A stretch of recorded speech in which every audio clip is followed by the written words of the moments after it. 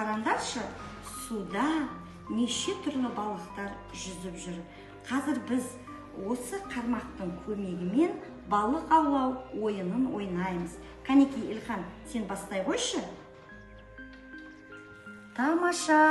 Айтшы, қандай түсті балық ауылдың? Жасыл. Өте жақсы, тамаша. Келесі, Василиса.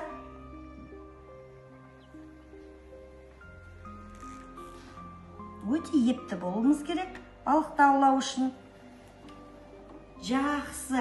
Қандай түсті балық алдың? Көк. Өте жақсы, тамаша. Лаура. Кәнеки. Өте жақсы, тамаша.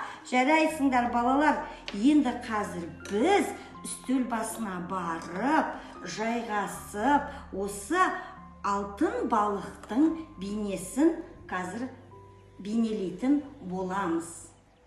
Қараңдаршы, мен саусақтарымды кең ашып, бояуға батырдым. Енді оны қағаз бетіне түсіремін.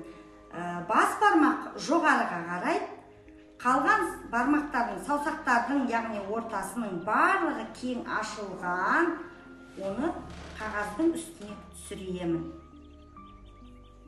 Саусақтарымды басамын. Егер де бояудың жұқпай қалған жерлері болса, оны қылқаламмен толықтырып жіберуге болады. Қараңдаршы, балалар, қандай тамаша. Енді оны мен